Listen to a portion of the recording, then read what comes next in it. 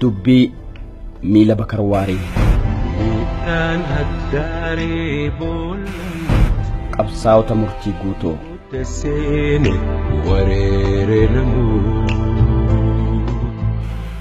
weenniin bareedinuma gogaa isiitii fiduuti. Uummanni Oromoo erga gaafa sirni nafxanyaa weerara lafaa fi eenyummaa isaatti dhuftee kaasee wareegama lubbuu ulfaataa jechaa ol ta'u baay'ee dabarse. Uummanni Oromoodhaa uummata jabaa cimaa mootummaa isaa qabaachuu ture. Mootummaa isaaniitiin buluu turan. Garuu Minilik sababa amantii godhachuudhaan mi'a zamanaa kennanii fi uummata Oromoo irra duule. Duulli inni duule as qofaa miti. Bakki sun maayyiidha malee akka aanolee fa'aa jiran warri seenaa qabu. Wareegamni kun sababa lafa gabbataa fi leeccalloo hawwataa isaatiif malee namatti dhufe yookiin nama miidhee akka hin taane seenaan wareegamaa darbe marti lafa Oromoo irratti ta'uunsaa ragaa cimaadha. Khantu dhufaa khan khutuu iltidhaal mayaa hin jitu. Wareegamni harma harka muraa aanolee fi cilii calanqoo Oromoonni lafa ofii irratti kaffalan fakkeenya seenaan hin daganne. Hayyuun doofawe ijaanis jaame. Qophii kanaan seenaa waggaa 120 har'aa raawwatame. Wareegama qaalii Oromoonni afran qalloo weerartoota nafxanyaa ofirraa qolachuuf taasisan galmee seenaa qabsoo gootota murtii guutoo wareegama cilii calanqoo faana dhoofna. Yakinis galamee hin dhumu. Calanqoon dirree lolaati. Caliin dhumaatii fi wareegama lubbuu gootota ilmaan Oromoo falmii mirga abbaa biyyummaatiif cala'aniiti. Murtii guutoo gootota Oromoo waraana nafxanyaa qolachuudhaaf lola calanqoo irratti falmatan.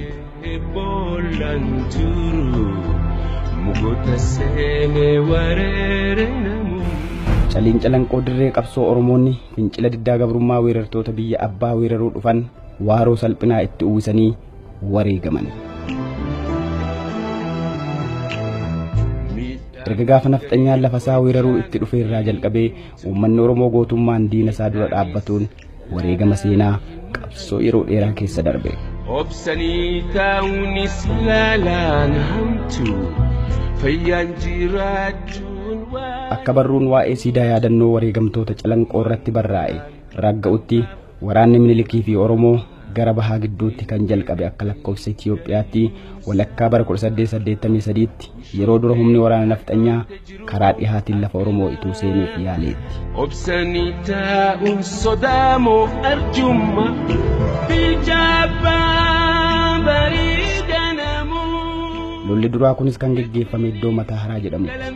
Gaafa lolli Mataa Haraa taasifame humni waraana nafxanyaa hedduutu burkutaa'e.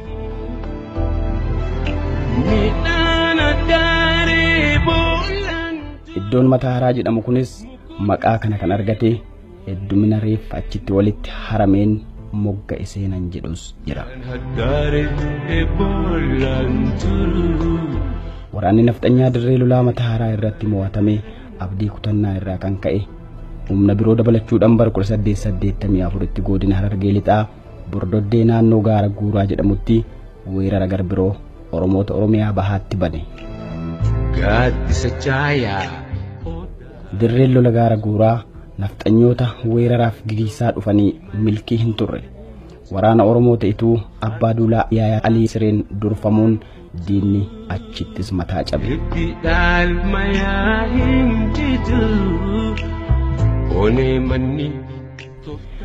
Yaayaa Alii Siree Abbaa Duulaa waraana Oromoo ta'etu kan yeroo sanaati.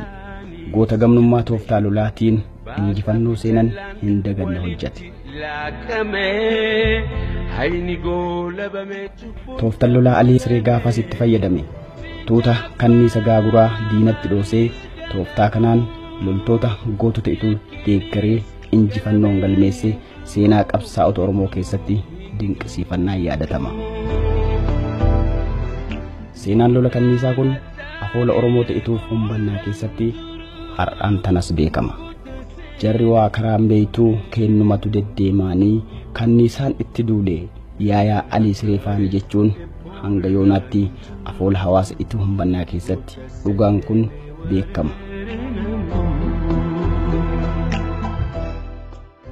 Akka barruun waa'ee seenaa calanqoo irratti qophaa'e kun qorataa seenaa Badrii Kabee wabeeffachuun barreessetti waraanni Minilik yeroo sana meeshaa waraanaa biyya Misiraarraa argatuun yoo weerara dhufu uummanni Oromoo meeshaa waraanaa aadaatiin dura dhaabbataa ture. Uummanni diinni achirraa dhufe meeshaa mi'a gartee ammayyaa kana qabaachaa ture. Uummanni keenya gartee wanni meeshaan inni loluun meeshaa ammayyaa tan ta'in takka takkaan dhawamtu tana uummanni gubbaarraa dhufe sun meeshaa ciccimaa kana mootummaa biyya alaa akka Ingiliis kana faarraa walitti qabatee biyya kana cabsuudhaaf uummata Oromoodhaa cabsuudhaaf itti fayyadamee jechuudha uummata keenya irratti. Waraanni Minilik meeshaa ammayyaa yeroo sanii hidhate uummata Oromoo waraana aadaatiin lolu akka yaada salphaatti injifachuun itti jabaate. Gootonni Oromoo falmaa biyya ofiif ittuu hammaatan. Wareegamnis itti fufe. Wareegama garmalee yeroo sanii afool har'aan tanas ragaa ba'utu jira. Walda Gabriel Nafxanyaa kan mataa bututtuudhaa Nafxanyaan gooftaa jennee shakaraata lubbuudhaa jedhamee darasuun darasamu ammas beekama.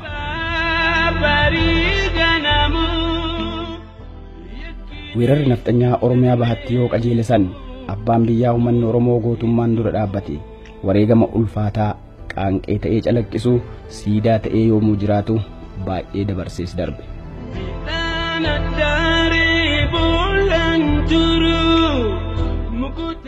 Lolli Murtii Guutoo kan dubbii miila Bakar Waaree qabsoon dachii seenaa calanqoo caliitti dhiigaan lafa seene kan yoomiyyuu seenaan hin daganne. Kitti beenu guddoo irraa bada geenyu bichi kun wanni calii calanqootti jeef akka namni nama baay'ee dhabar nama biliyoona irra jiru kan asitti dhufe. Amma lafa kana waggaadhatti qoqotte lafee nama akkana waggaa makiinaan qote xiqqoo malee gaba amma gaa'inni wanna ta'e malee haa callaa ol kana ol haruubar lafeenee waan san ta'e asitti calje haa. Bakar Waaree goota Oromoo hanga gootummaa isaa hin leellifaminiif goota gaafa biyyaa dhala qaalii kan gaafa caliisan gootota Murtii Guutoo dursuun lolee lolchiise. Isinitu beeka warra gubate argee warra gabrummaara ifatee wareegee. Bakar Waaree lolchiisaa guyyaa lola calanqoo san nama jabaadha. Lolarra ture nama jabaa nama humna qabu nama beekamaadha. Lola gaafa cittee kan Nafxanyaan meeshaa waraanaa ammayyaa yeroo saniitiin lolu gootonni Murtii Guutoo meeshaa aadaatiin raasan sana lolees lolchiise gooticha abbaa duulaa Bakar Waaree Orfojiloo. Yeroo miilli isaa murame quban qabu ture. Eega cabee fadis dhaqe miila isaa firraa dhabe. Abbaa miilli keemee jedhanii yogaa kana jiru miila isaa gubbaan miilli isaa gubbaan jiru. Inni gaafas hin wareegamne. Hin wareegamne shibooda wareegame malee guyyaa san hin wareegamne.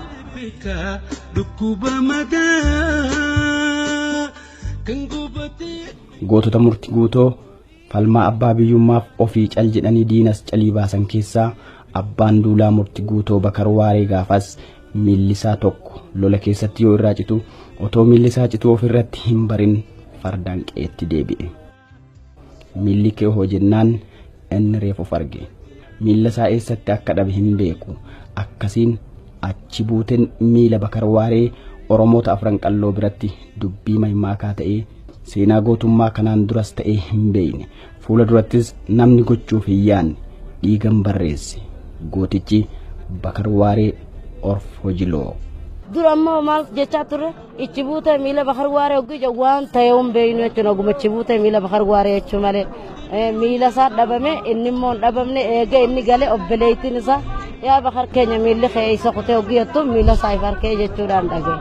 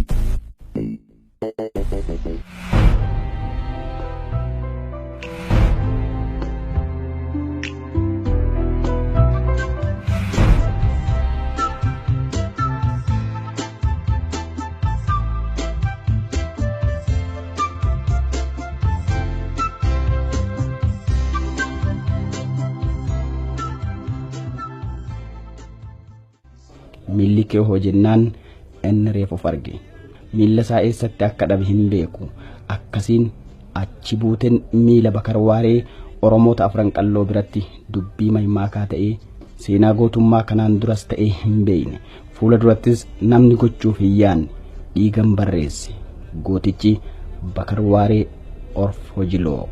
Dura ammoo maal jechaa turre ichi buutee miila Bakar Waaree oggija waan ta'eewwan beeynu jechuudha oguma ichi buutee miila Bakar Waaree jechuu malee miila isaa dhabame inni immoo hin dhabamne eega inni galee obboleettiin isaa yaa Bakar keenya miilli keessa kutee oggiyattu miila saayifarkee jechuudhaan dhagaye.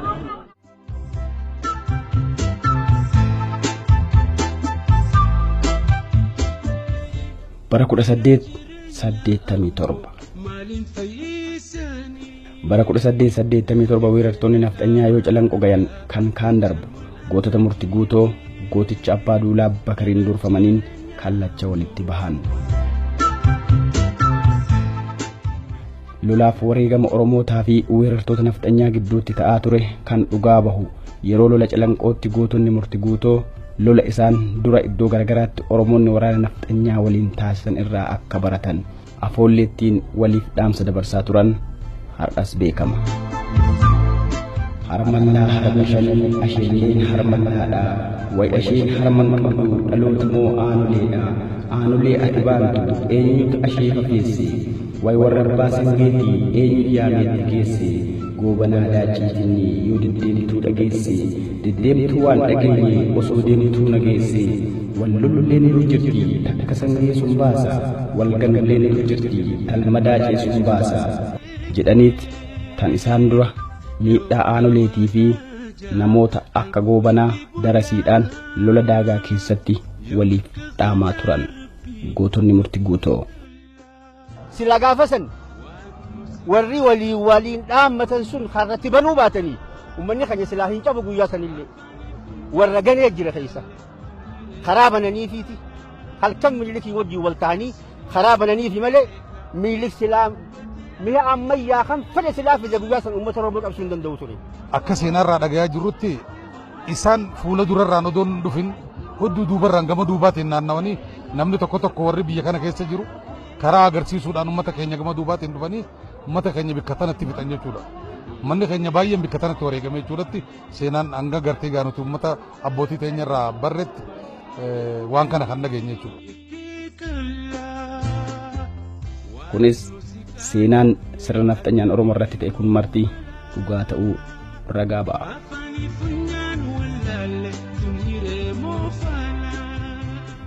Gootonni murtii guutoo kanarraa baratanii waraana nafxanyaa tooftaadhaan dadhabnaan waraana murtii guutoo lolaan dura dhaabbachuu dirqame gaafas. Akkuma maqaa isaanii murtii guutonni afran qalloo waraana Minilik irratti falmii jabaa maalummaa gootota Oromoo isaan barsiisu dirree Calanqoo irratti agarsiisan.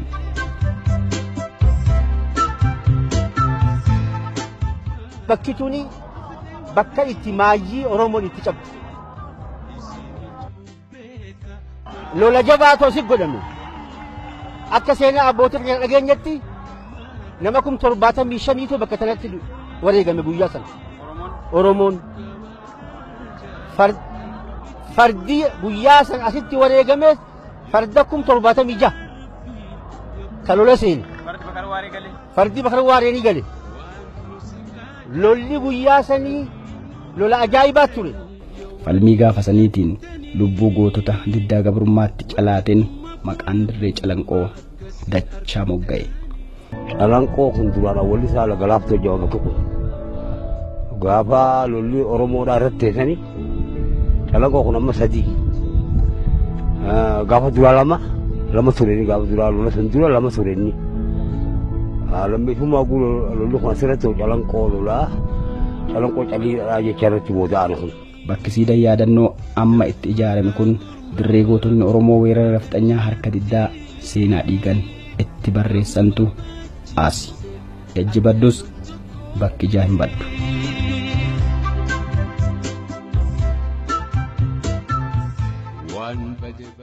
Siidaa Calanqoo kana yoo yaadatta maal yaadattu?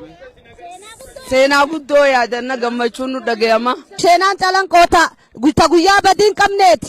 Awwadaa irraa akkasitti hawwilee dhufne kanatti seenaa teenya seenaa akka waan arra dhalanneeti nuti ammaarra.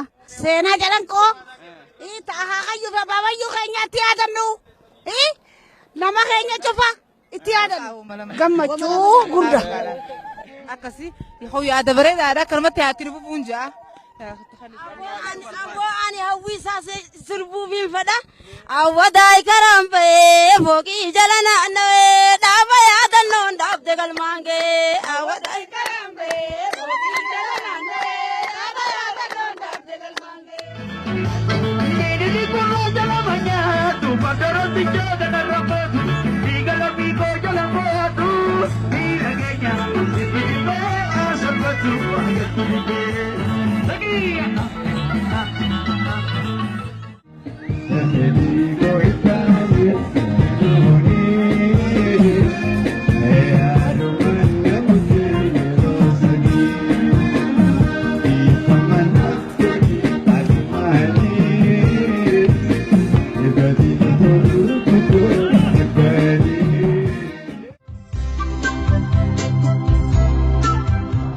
Iddoon tuni iddoo uummanni keenya uummanni Oromoodha sirna Minilik diddaa gartee gabrummaadhaa diddaadhaaf Minilikii wajjin asirratti qabsoo cimaa godhe yeroo san keessatti waraanni inni loluun meeshaan inni loluun meeshaa ammayyaa waan hin qabneef iddoo tanatti uummanni keenya uummanni kumaatamaan lakkaa'amu bakka tanatti wareegame.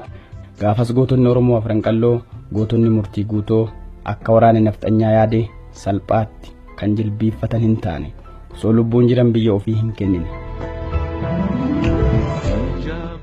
Waraana aadaatiin meeshaa ammayyaa yeroo sanii dura dhaabbatan diina calii baasaniis ofiifis cal ta'an lola raajiitu uumame seenaan dabareef hima. Xiqqoo waa'ee lolaa guyyaa sanii asitti yoo ibsuu fedhe uummanni Oromoo eega cabee galee akkatti ibsa qaba lola guyyaa sanii. Akka jedhan gaafaan ijoolleetiin dhaga.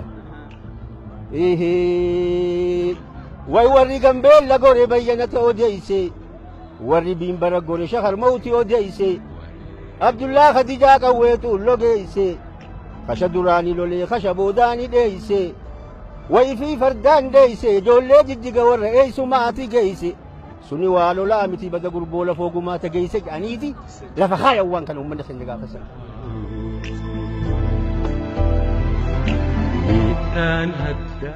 Gumaatii hamaa lola gaafasii afoola dhugaa ba'utu jira. Gaafattii Calanqoo san qawwee kuusaan se'ee aara qawwee isaanii hurrii roobaatiin se'ee jechuun afoola wallee shaggooyyee keessatti ibsamaa as gaheetu jira. Kana malees mirriga keessatti dargaggeessa keenya filamnoo ilaawwan garajiisaa shamarran keenya filamnoo calleewwan garajiisaa manguddoon keenya filamnoo aariiwwan garajiisaa haawwan keenya filanii gurgurtaawwan garajiisaa kana lafa garajiisaa eessaan galee gajiisa jechuun yeroo sanirraa geerarama as ga'e.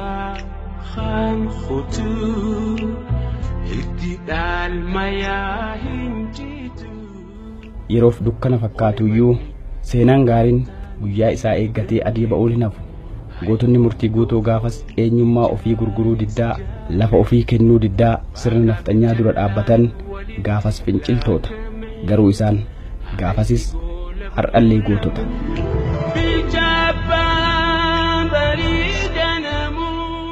Qabsoon isaan qabsiisan dhaanqee ta'ee faca'ee seenan dhiigan galmaa'e dhalootaaf dhaamsa ta'a. Seenan calanqoo qofti kanaaf fakkeenya gaariidha.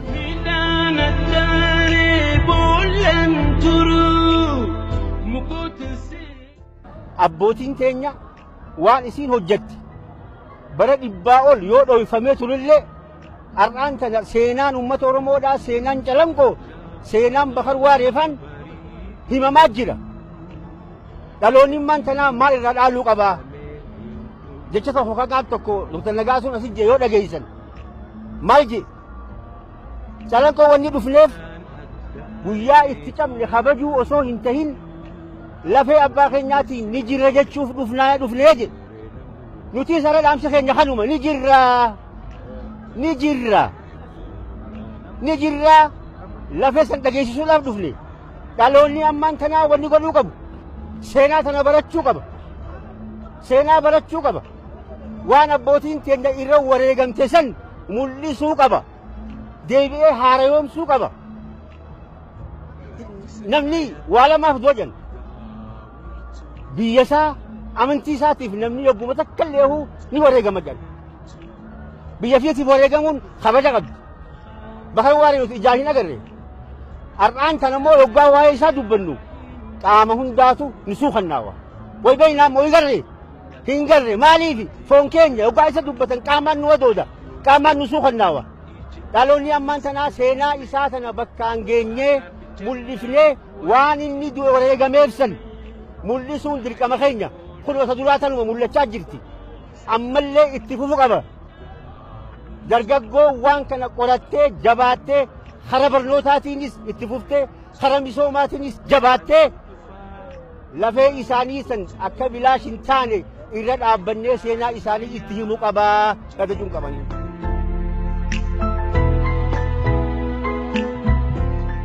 Warra ol guddattoota boruu biyya kana dhaalan isin ijoolleen kun Bakar Waaree fa'aarraa seenaa isaanii yoo dhageettu maal irraa barattame maal dhaalta?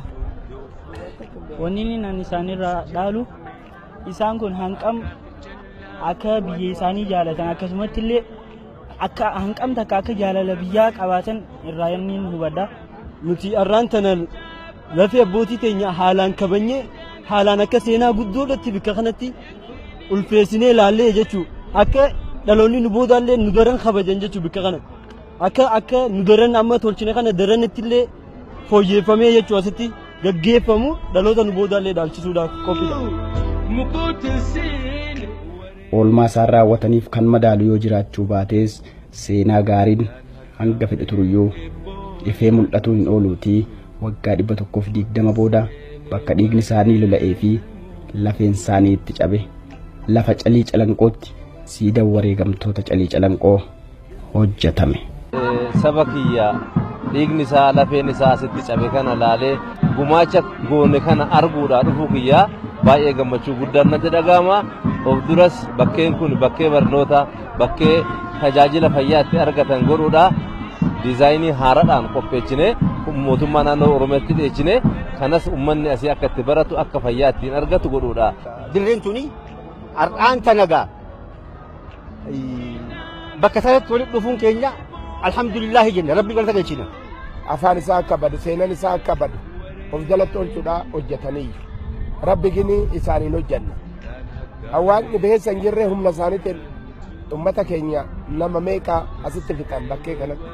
Yaa ta'u malee yaadannoon sun amma san deebisna oduun ta'in akka namni kanarraa baratee tofuun dura waan badiin hojjenneef wareegama qaalii isaan kaffalaniif bara baraan seenaan isaan yaadata.